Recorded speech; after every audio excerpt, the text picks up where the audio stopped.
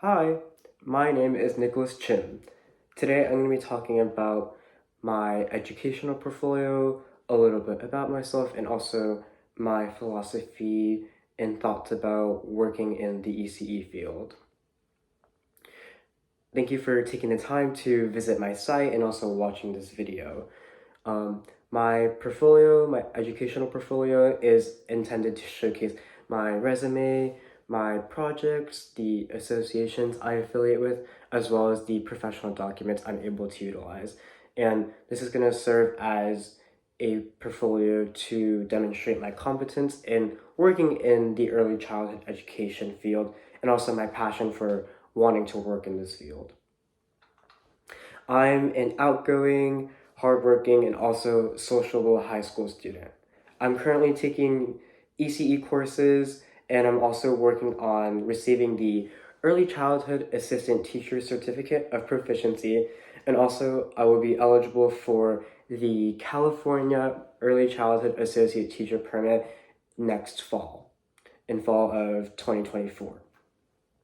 I plan to use my knowledge from my ECE courses and also my experience in working with children, combining that with my love of working and being around people, and so that I can work well in the early childhood field. Now, I want to talk about my philosophy and thoughts about working with children and in the ECE field. I believe that all children are exceptional and great human beings, and not only are each of them unique and diverse in their own ways, but also they have the potential to develop and learn to become the best version of themselves.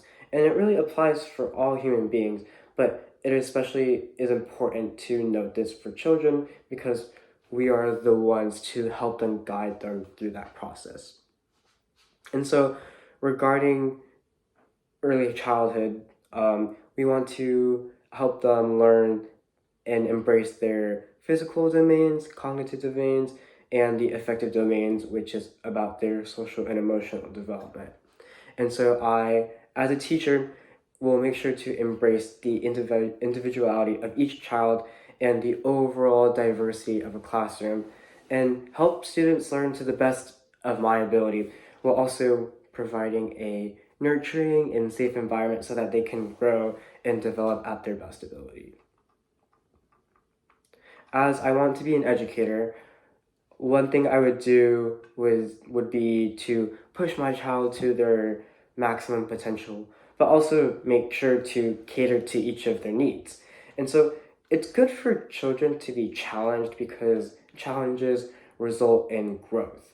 And you don't want to stay stagnated at one level. Like you want to be able to get from level 1 to level 10, and with that requires you to have some sort of challenge and become better than your original self. And so I understand that children shouldn't have to grow up so quickly because also being super forceful and demanding usually doesn't result in the best outcomes. They might not result positively, and it could work well for some people, but generally this is not the case for most people. And what I can do is to cater to each child's needs. And even as a teacher or as an adult, I'm also going to be a learner. I'm going to learn alongside my children. I'm going to learn about the children themselves and pay attention to each child's growth and their own path of development. And so, as an example, one child could be super cognitively advanced for their age. They can solve puzzles and brain teasers quickly, but also they might struggle to walk. Versus the second child, they they might not even understand what a puzzle is at all, but they might be able to run super quickly across the playground and not fall. They can run quickly and safely.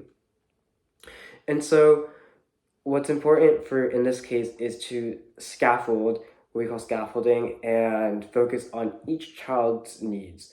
And so for the first child, we can help them walk. So we like hold their hand as they walk on 2 feet to get used to that motion of walking on 2 feet. And another important concept that can be implemented in a situation is constructivism, where children can construct their own knowledge, their own learning. And so, for example, the second child who can't solve a puzzle, a way we can embrace constructivism is to, for example, let's put the two matching pieces together, so then that the child can see that there are similarities between each of the pictures, and then know they can put the pieces together.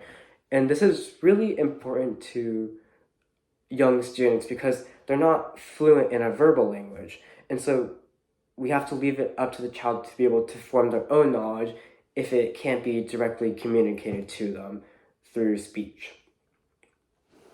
And lastly, I also believe that both in the perspective of the ECE field and my own beliefs, I strongly believe that relationships are the core of everything, which from development to self-happiness.